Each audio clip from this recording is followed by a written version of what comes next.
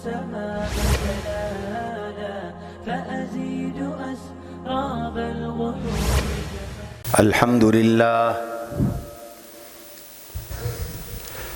الحمد لله نحمده ونستعينه ونستغفره ونؤمن به ونتوكل عليه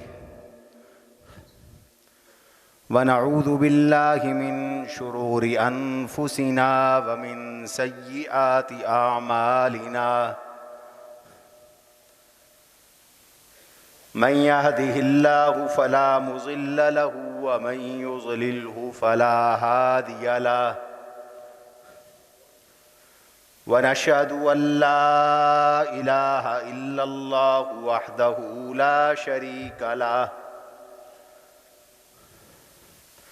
ونشهد أن سيدنا ومولانا محمدا عبده ورسوله صلی اللہ تعالی علیہ وعلى آلہ وأصحابہ وأزواجہ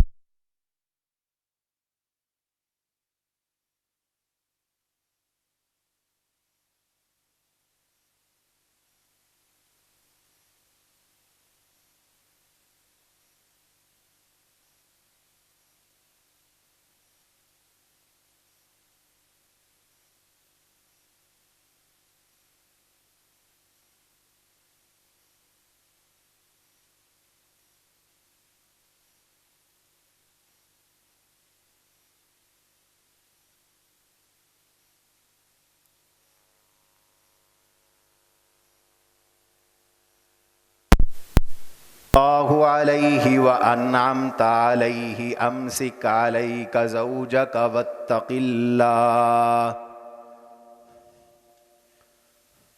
وتخفی فی نفسک ما اللہ مبدیہ وتخشی الناس واللہ احق ان تغشاہ.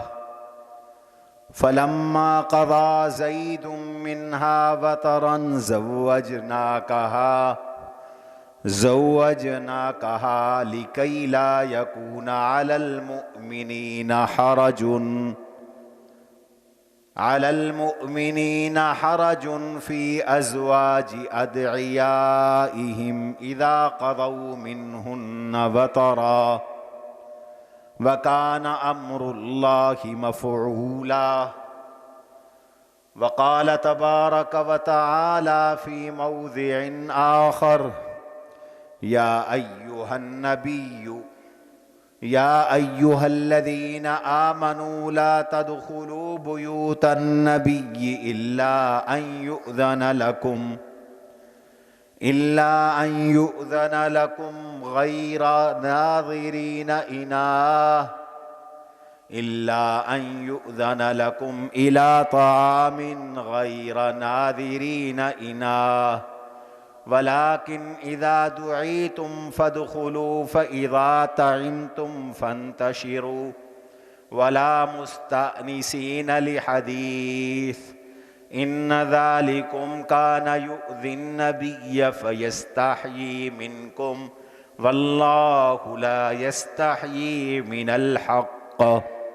وإذا سألتموهن متاعا فاسألوهن من وراء حجاب ذلكم أطهر لقلوبكم وقلوبهن. صدق الله وصدق رسوله النبي الكريم ونحن على ذلك لمن الشاهدين والشاكرين والحمد لله رب العالمين. اللهم صل على سيدنا ومولانا محمد وعلى آل سيدنا ومولانا محمد وبارك وسلم.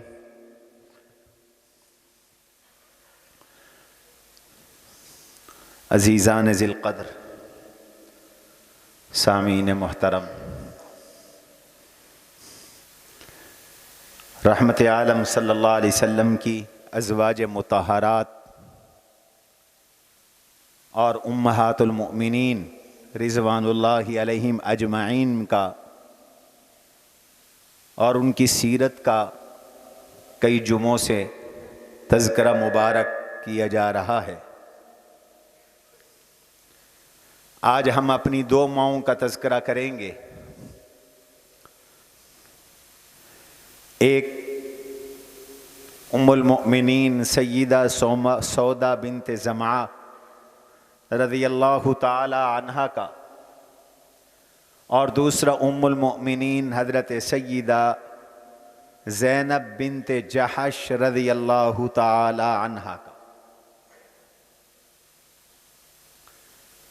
حضور صلی اللہ علیہ وسلم کی بڑی صاحبزادی، حضور علیہ السلام کی بڑی زوجہ محترمہ اور پہلی زوجہ محترمہ حضرت سیدہ خدیجۃ الکبریٰ رضی اللہ تعالی عنہا کا مکہ مکرمہ میں وصال ہو گیا تھا۔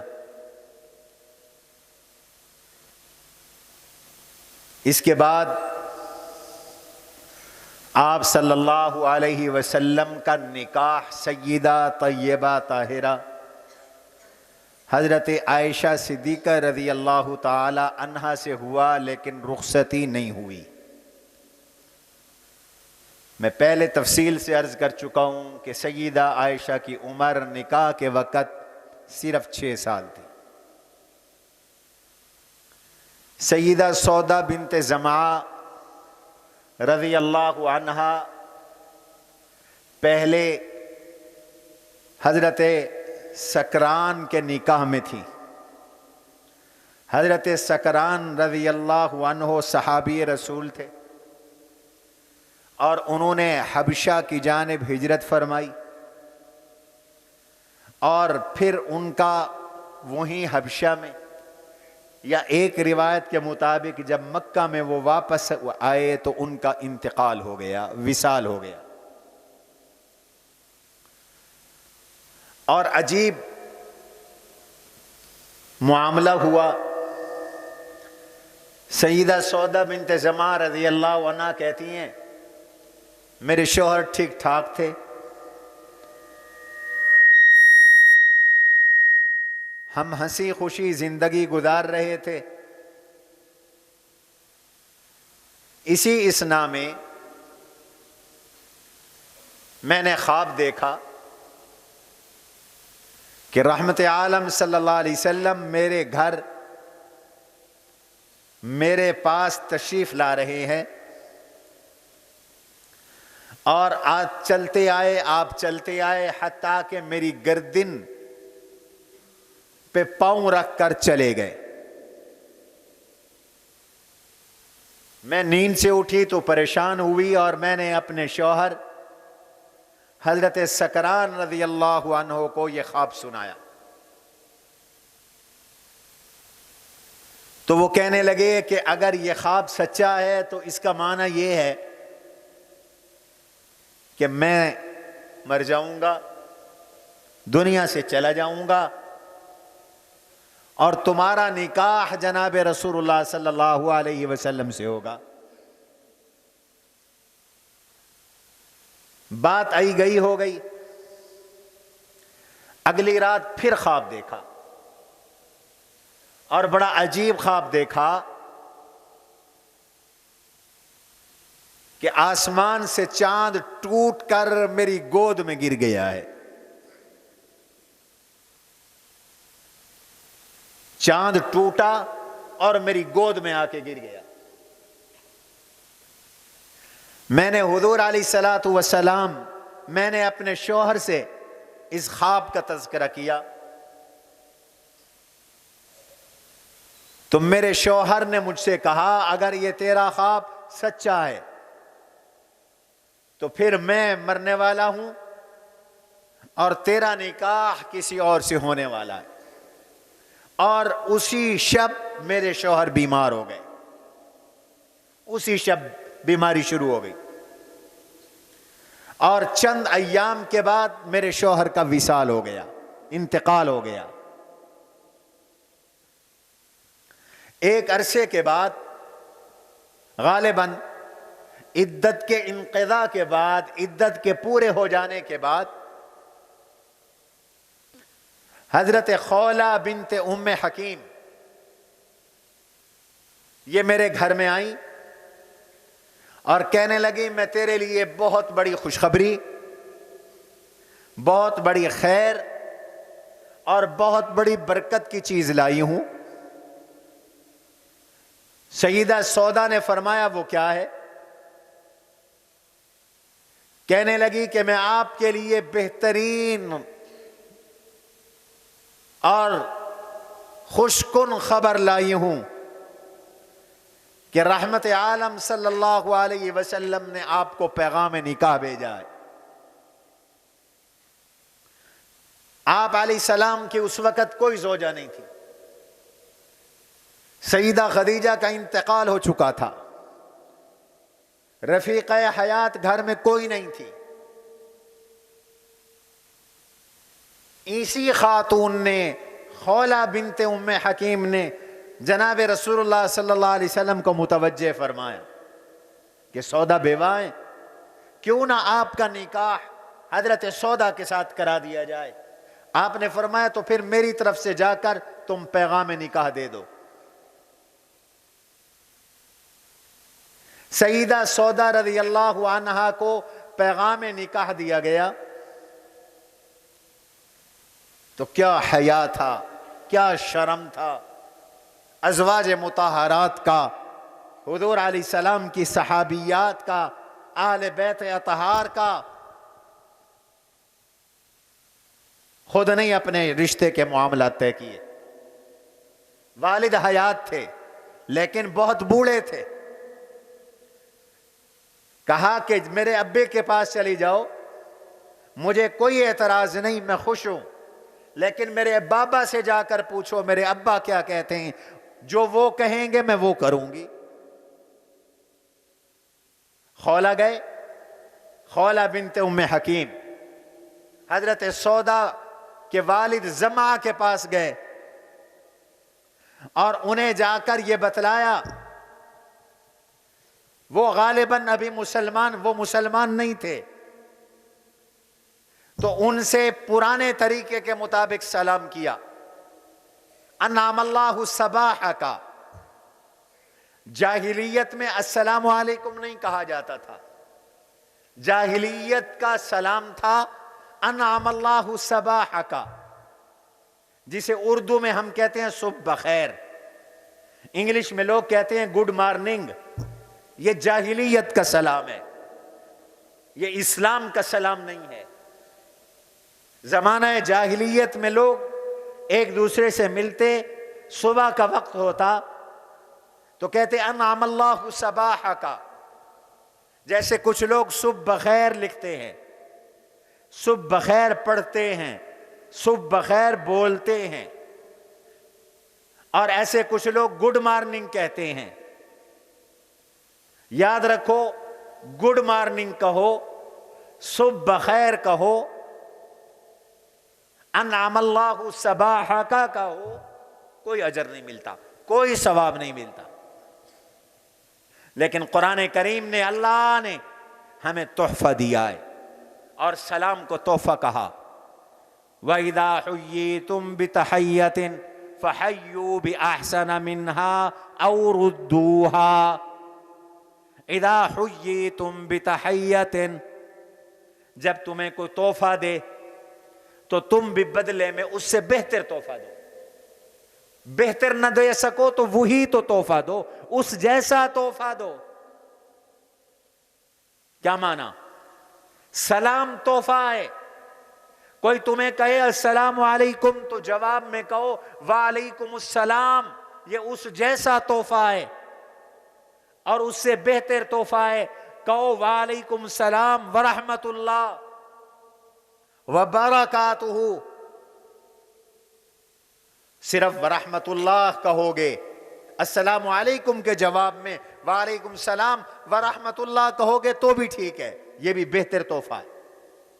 لیکن اگر وبرکاتہ بھی کہہ دیا تو یہ اس سے زیادہ بہتر ہے۔ السلام علیکم کہو 10 نیکیاں، ورحمت اللہ کہو 20 نیکیاں، وبرکاتہ کہو 30 نیکیاں، مفت کی نیکیاں۔ یہ اللہ کی طرف سے تحفہ ہے جو اس امت کو عطا ہوا ہے، مسلمانوں کو ملا ہے۔ اس لیے حضور علیہ الصلوۃ والسلام نے فرمایا افشوا السلام، سلام کو پھیلاؤ، سلام کو عام کرو. والسلام علی من عرفت ومن لم تعرف، جسے جانتے ہو اسے بھی السلام علیکم کہو، اور جسے نہیں جانتے اسے بھی السلام علیکم کہو. ایک دوسرے کو سلام کرو، اس سے محبتیں پیدا ہوں گی، اجر بھی ملے گا، ثواب بھی ملے گا. اس لیے ایک حدیث میں آتا ہے وہ اعمال جس سے درجے بلند ہوتے ہیں وہ تین ہیں. وہ تین اعمال ہیں جن سے جنت میں مقام اونچا ہوتا ہے، درجہ اونچا ہوتا ہے، مرتبہ اونچا ہوتا ہے. اطعام الطعام وافشاء السلام والصلاۃ باللیل والناس نیام، یہ تین اعمال ہیں، ان سے درجے بلند ہوں گے. اطعام الطعام، کھانا کھلاؤ.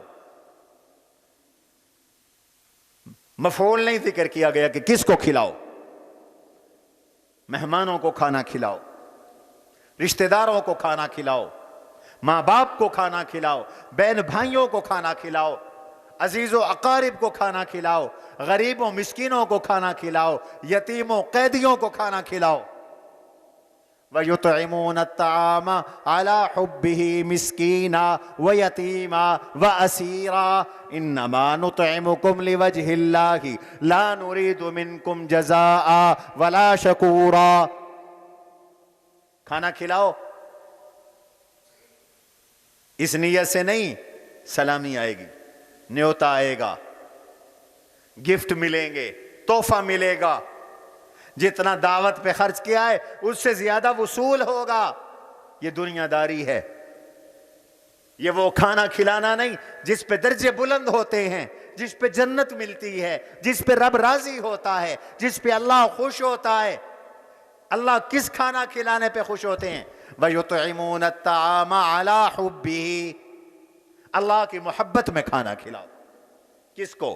مسکینہ، غریب کو، مسکین کو، وہ یتیمہ، یتیم کو، وہ اسیرہ، قیدی کو، وہ بے بس ہے، اس کے پاس کچھ بھی نہیں ہے. اور اس نیت سے کھانا کھلاؤ، جذبہ یہ ہو انما نطعمکم لوجہ اللہ، ہم تمہیں اللہ کی رضا کے لیے کھلا رہے ہیں. انما نطعمکم لوجہ اللہ، اللہ کی رضا کے لیے کھلا رہی ہیں. لا نرید منکم جزاء، ہمیں تم سے کوئی بدلہ نہیں چاہیے.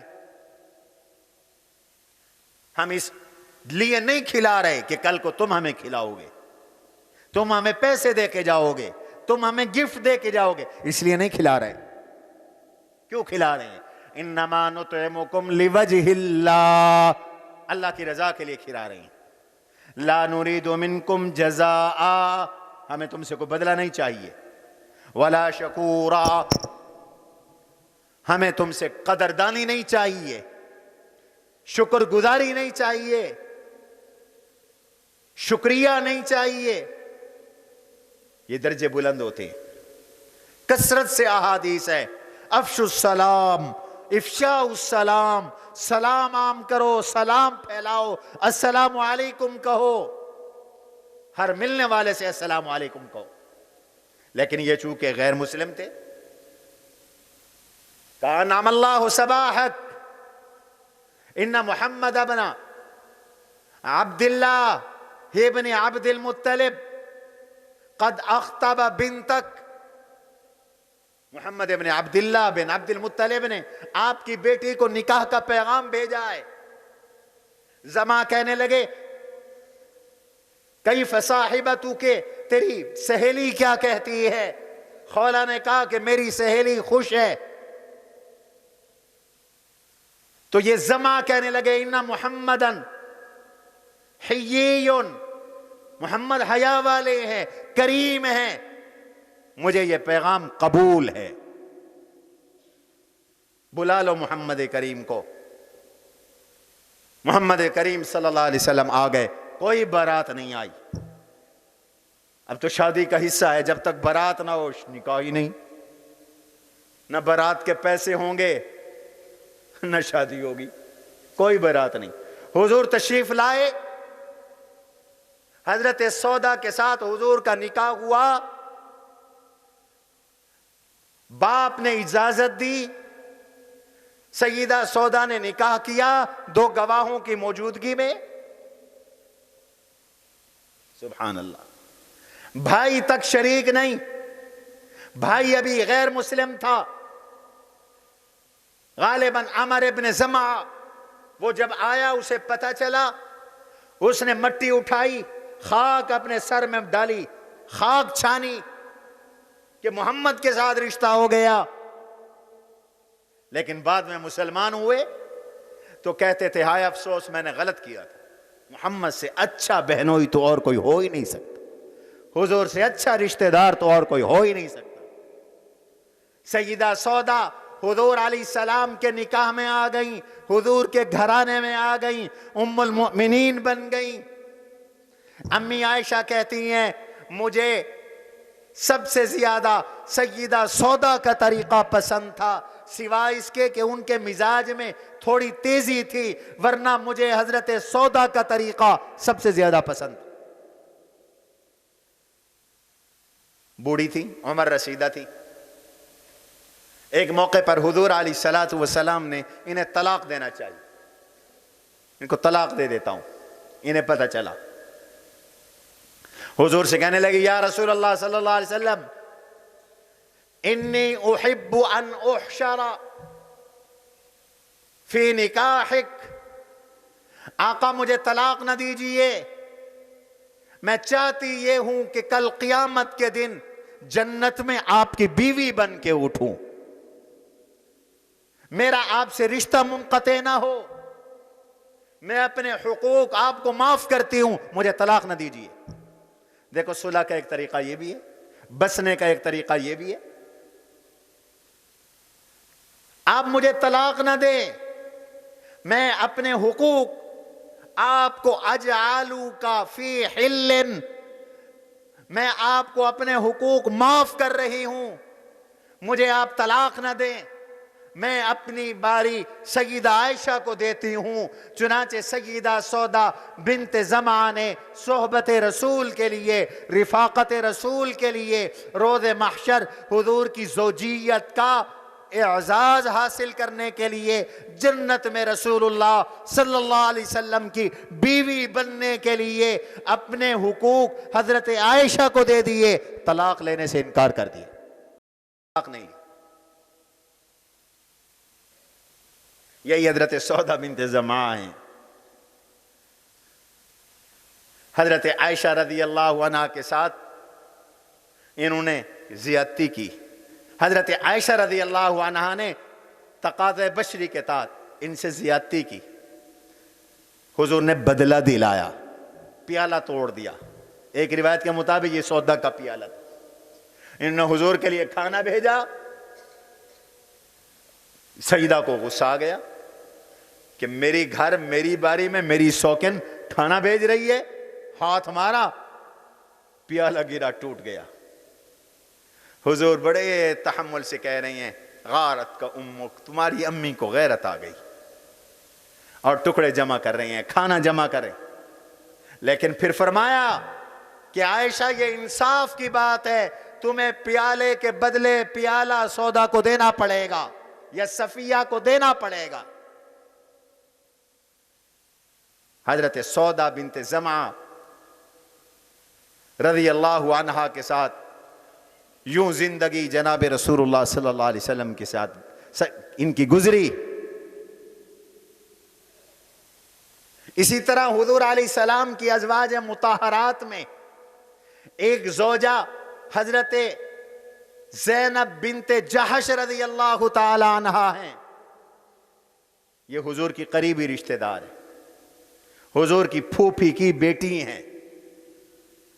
سودا حضرت زینب نام کی حضور کی 2 گھر والیاں ہیں، ایک زینب بنت خزیمہ ہیں، ان کا تذکرہ ہم بعد میں کریں گے انشاءاللہ، اور ایک زینب بنت جحش ہیں۔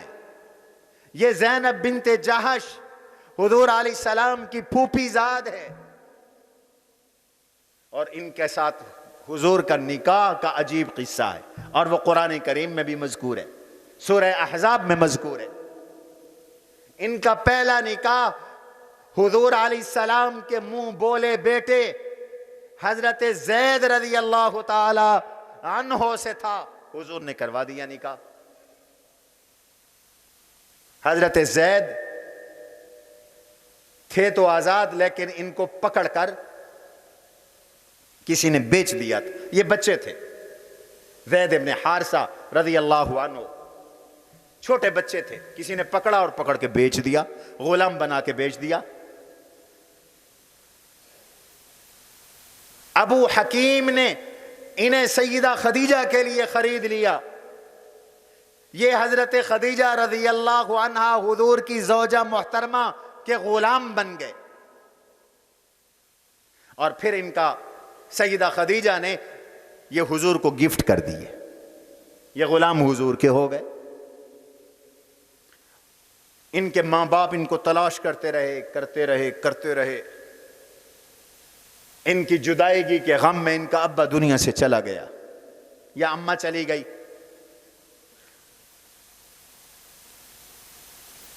پتہ چلا ان کے رشتہ داروں کو کہ زید مکہ میں، ان کے چچا اور رشتہ دار بہت سی دولت لے کر مکہ آئے، اور تلاش کرتے کرتے پہنچ گئے۔ پتہ چلا یہ محمد عربی صلی اللہ علیہ وسلم کے غلام۔ حضور سے کہنے لگے آپ جو چاہیں قیمت مانگے، جو چاہیں قیمت مانگے، ہم دینے کے لیے تیار ہیں، ہمارا یہ بچہ یہ ہمیں دے دے۔ کیا اخلاق تھا، کیا محبت تھی، کیا مودت تھی، کیا تربیت تھی، کیا الفت تھی میرے آقا کی۔ حضور نے فرمایا کوئی پیسہ نہیں لوں گا، پوچھ لو زید سے، یہ جانا چاہتا ہے تو مفت میں لے جاؤ، میری طرف سے اجازت ہے، لے جاؤ۔ رشتہ دار آئے ہوئے ہیں، چچا آیا ہوا ہے اور قریبی رشتہ دار آئے ہوئے ہیں، انہوں نے کہا میں تو نہیں جاتا، میں حضور کے چھوڑ کر نہیں جاتا، اب میں حضور کا بیٹا بن چکا ہوں۔ جو مزہ اور جو شفقت اور محبت اور مودت جو مجھے حضور علیہ السلام سے ملی، وہ کوئی باپ اپنے بیٹے کو نہیں دے سکتا۔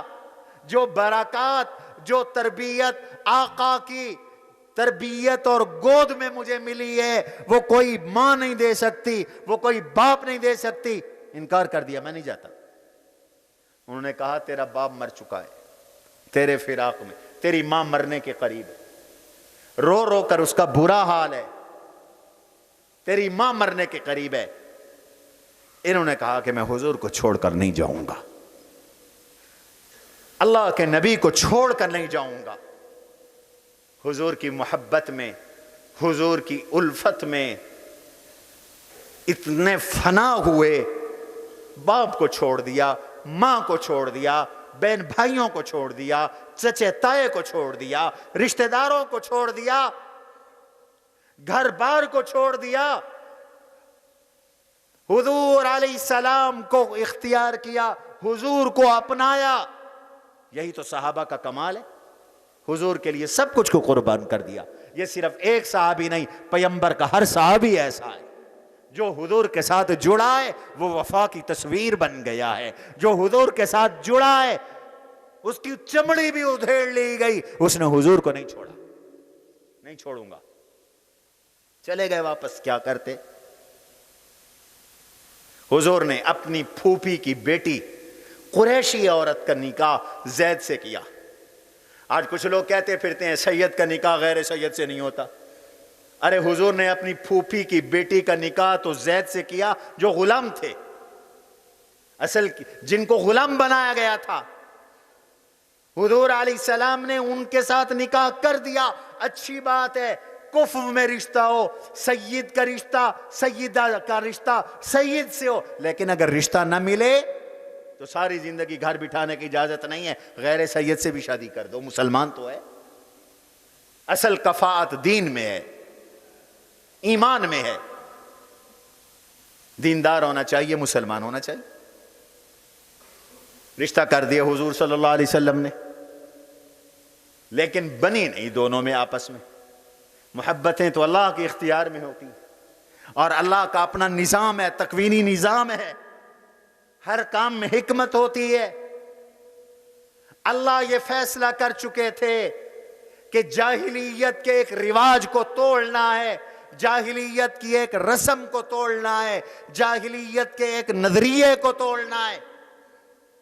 بابا حضور رواج پالنے نہیں آئے, حضور رواج مٹانے آئے ہیں, سنت پھیلانے آئے. نبی کا طریقہ پھیلاؤ, رواج توڑو. آج امت بدعات میں گھر گئی, رسوم اور رواجوں میں گھر گئی. خاندان کے رواج, برادری کے رواج, علاقے کے رواج, دین ذبح ہو رہا ہے, شریعت ٹوٹ رہی ہے, اللہ کے احکام ٹوٹ رہے ہیں, روندے جا رہے ہیں, پامال ہو رہے ہیں, لیکن رواج پورے کرنے ہیں. ایسا رواج اس کا چھوڑنا واجب بن جاتا ہے جو شریعت کے خلاف, جس سے اللہ کے حکم ٹوٹ رہے ہوں. فرض ہے تم پر اس رواج کو لات مارو اور اللہ کے دین کو زندہ کرو, نبی کی سنت کو زندہ کرو, نبی کی شریعت کو زندہ کرو. رواج یہ تھا زمانہ جاہلیت میں کہ لوگ اپنے منہ بولے بیٹے ان کی نسبت اپنی طرف کرواتے تھے. زید بن حارثہ کوئی نہیں کہتا تھا, زید بن محمد کہتے تھے. محمد صلی اللہ علیہ وسلم کے بیٹے زید. آج بھی لوگ ایسے ہی کرتے ہیں, یہ جاہلیت کا رواج ہے. کسی نے کسی کا بچہ اٹھایا, اب اس کی ولدیت شناختی کارڈ میں, بے فارم میں, نادرہ کے ریکارڈ میں وہ اپنے ساتھ جوڑ کر لکھنا شروع کر دیتے ہیں. یاد رکھو یہ حرام ہے, ناجائز ہے. اللہ نے قرآن کریم میں اعلان فرما دیا, سورہ احزاب کے اندر اللہ نے فرمایا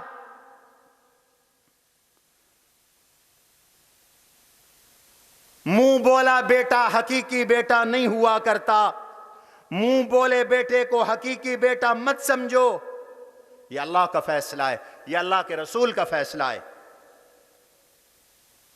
ادعوہم لآبائہم, ان کو ان کے حقیقی باپوں کے نام کے ساتھ پکارا کرو.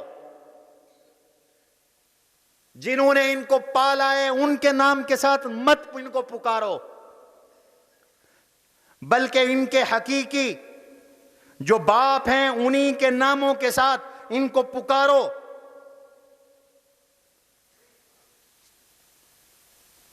یہ رواج ختم کرو. لہذا آج بھی جو لوگ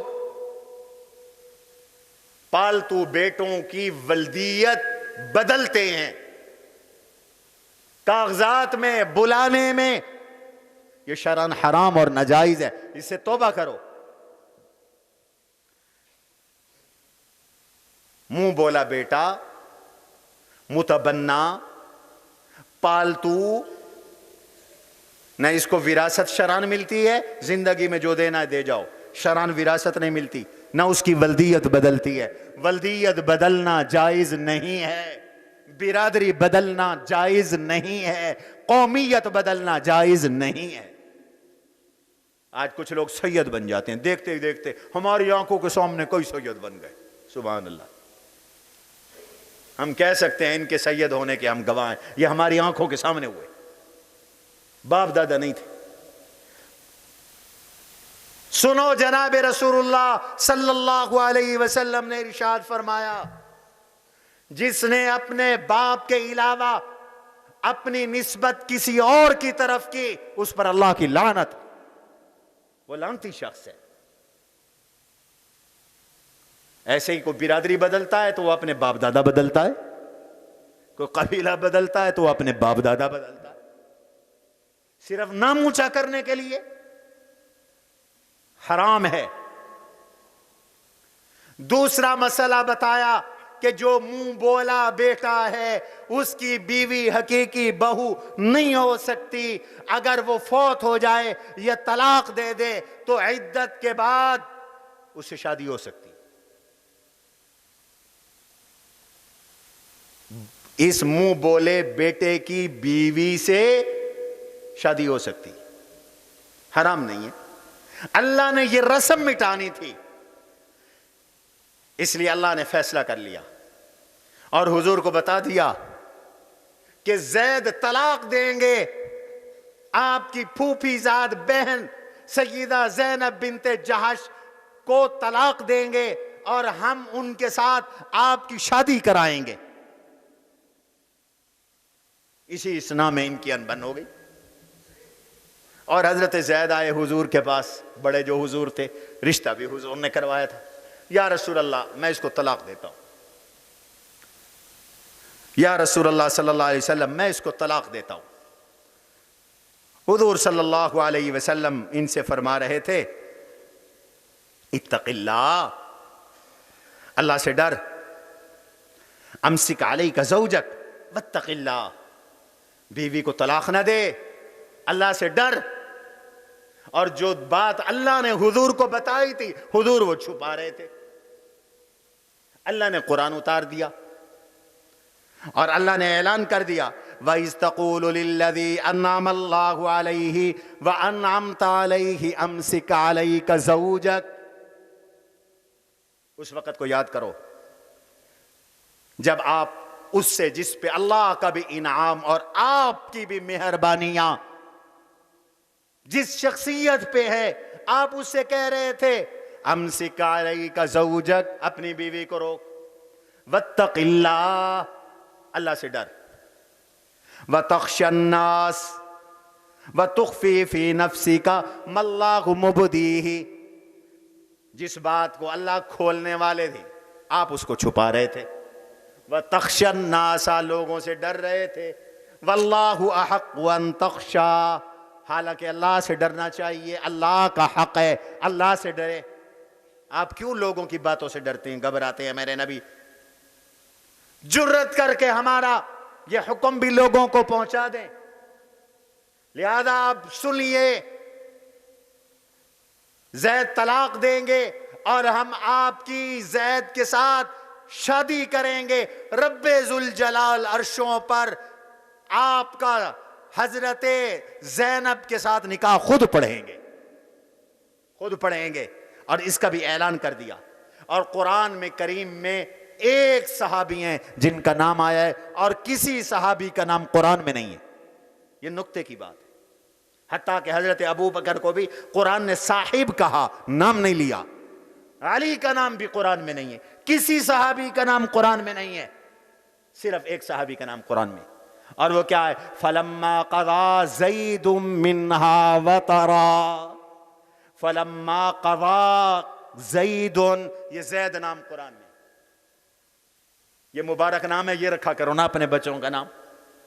فَلَمَّا قَضَى زَيْدٌ، جب زید کی ضرورت پوری ہو گئی، زَوَّجْنَاكَهَا، ہم نے زینب سے آپ کا نکاح کر دیا. سیدہ زینب فخر کیا کرتی تھیں، کہتی تھی میرے علاوہ رسول اللہ صلی اللہ علیہ وسلم کی جتنی ازواج مطہرات ہیں ان کا نکاح ہوا. کسی کا نکاح باپ نے کر کے دیا، کسی کا نکاح بھائی نے کر کے دیا، کسی کا نکاح کسی رشتہ دار نے کر کے دیا. میں واحد حضور کی زوجہ ہوں، میرا نکاح حضور کے ساتھ خود اللہ نے کر کے دیا، رب ذوالجلال نے کر کے دیا. وہ ریس کیا کرتی تھی، وہ فخر کیا کرتی تھی.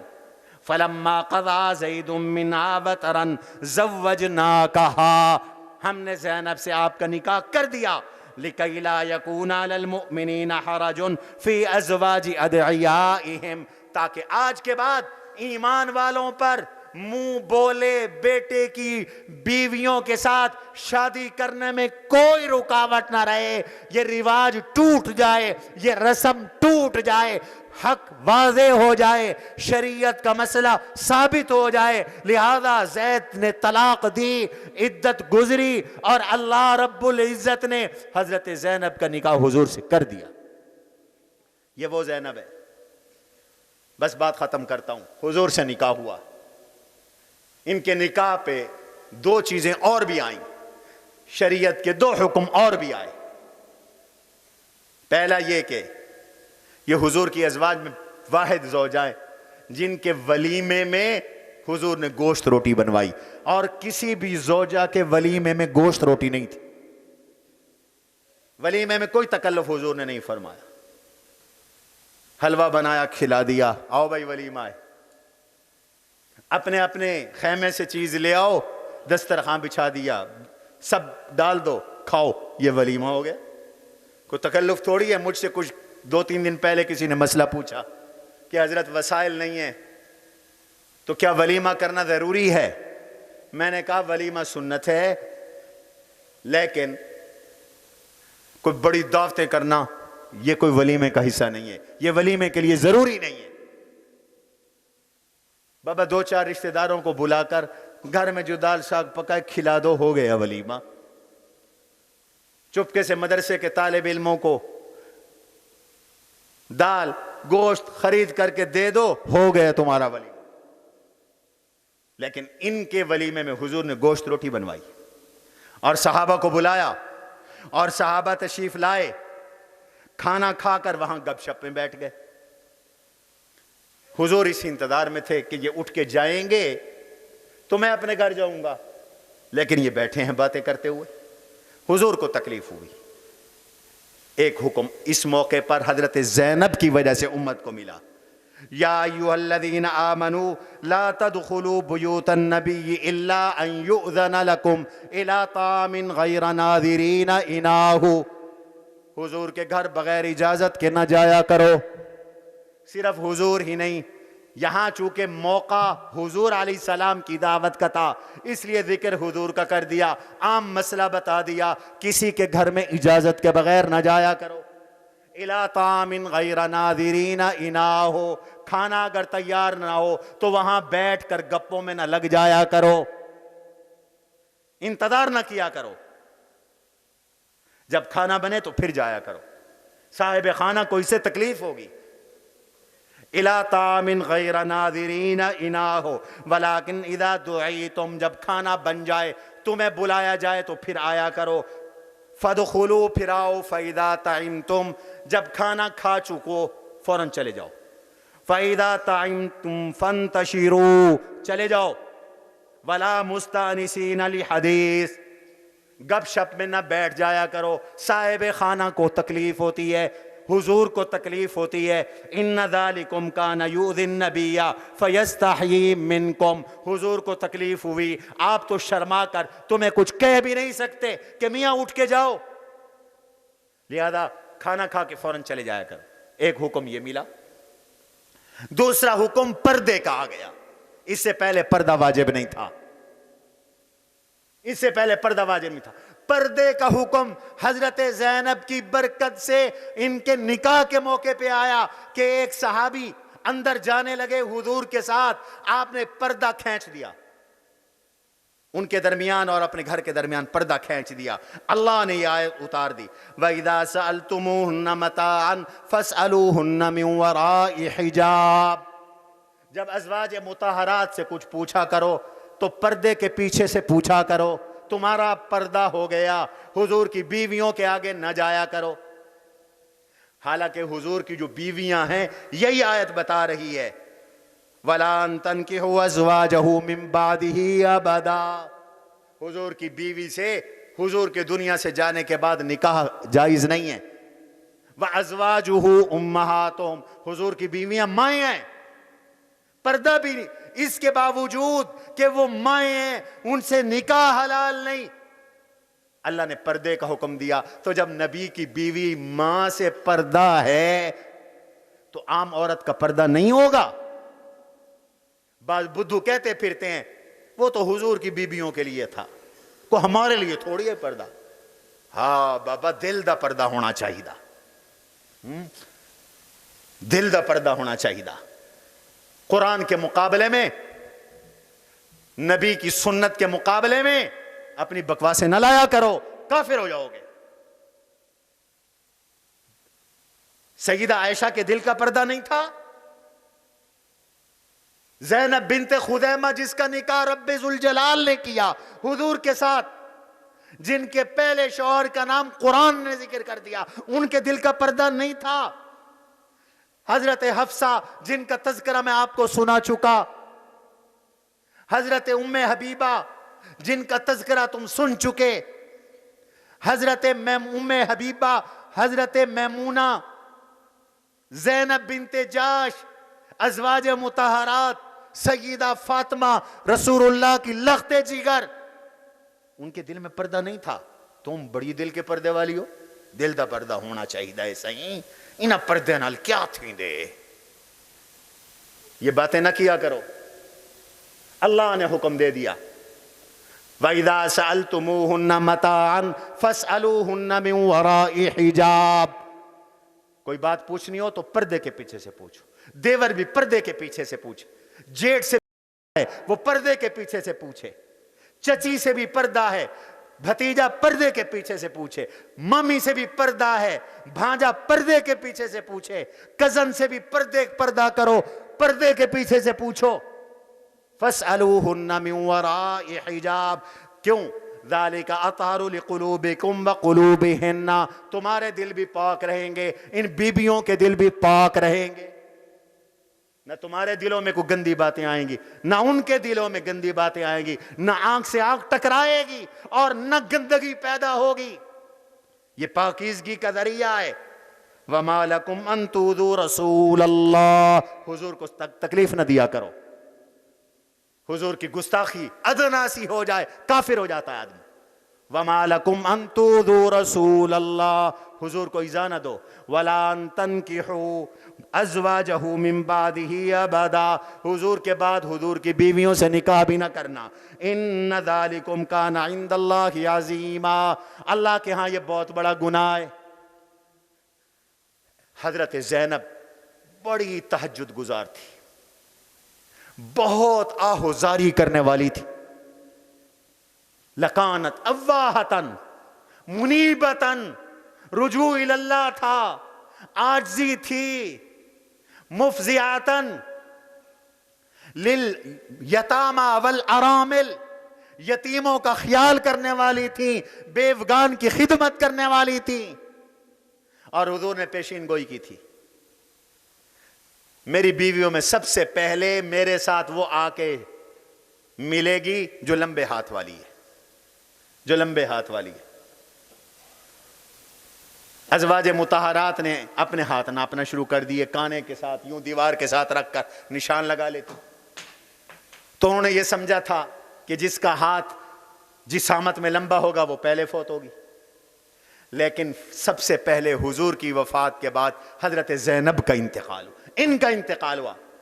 اب مسئلہ سمجھ میں آیا کہ حضور کے فرمان کا معنی یہ تھا جس کا ہاتھ لمبا ہوگا اللہ کی راہ میں خرچ کرنے میں، جس کا ہاتھ لمبا ہوگا وہ سب سے پہلے میرے ساتھ آ کر شامل ہوگی، اور حضور کی ازواج میں سب سے زیادہ صدقہ کرنے والی، خیرات کرنے والی، یتیموں، مسکینوں، بیوہ عورتوں کی خدمت کرنے والی سیدہ زینب حضور کی یہ گھر والی تھی۔ رات مصلے پہ گزرتی تھی، جو آتا تھا خرچ کر دیتی۔ اور آخری واقعہ حضرت عمر کا دور تھا، کہیں سے مال آیا بہت سارا تو ازواج مطہرات کو بھجوایا۔ حضرت ابو بکر کا بھی یہی طریقہ تھا، حضرت عمر کا بھی یہی طریقہ تھا۔ سب سے پہلے اور سب سے زیادہ حضور کی گھر والیوں کو، حضور کی جب تک بیٹی زندہ رہی، اور حضور کے نواسوں کو سب سے زیادہ دیتے تھے۔ حضرت ابو بکر صدیق نے فرمایا لقرابۃ رسول اللہ صلی اللہ علیہ وسلم احب الی من ان اصل قرابتی، میں حضور کے رشتہ داروں کے ساتھ صلہ رحمی کروں، اس سے زیادہ مجھے پسند ہے کہ میں اپنے گھر والوں کے ساتھ صلہ رحمی کروں۔ بڑا مال بھیجا، سیدہ زینب نے کہا یہ رکھ دو اور اوپر چادر ڈال دو۔ خادم سے کہا مال نکالو، فلاں بیوہ کے گھر، فلاں یتیم کے گھر، فلاں مسکین کے گھر، جتنے قریبی رشتہ دار تھے سب کے گھر بھجوا دیا۔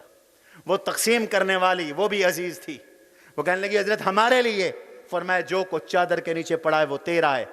دیکھا تو وہ 80 سے زیادہ درہم تھے، وہ ان کو دے دیا. اور پھر کہا اللہ عمر کے دوبارہ دینے سے پہلے پہلے مجھے اٹھا لینا. اور یہی ہوا. حضرت عمر کا دور حکومت تھا. 20 ہجری میں اگلے سال سے پہلے پہلے سیدہ زینب کا انتقال ہو گیا اور دنیا سے چلی ہی گئی. امی عائشہ کہتی ہیں میں سب سے زیادہ ریس کرتی تھی حضرت زینب کے ساتھ، اس لیے کہ زینب کے گھر جب حضور آتے تھے تو یہ مصلی پہ ملتی تھیں. اللہ ہمیں اپنے ان ماؤں کی سیرت طیبہ پہ عمل کرنے کی توفیق نصیب فرمائے. وما علینا الا البلاغ.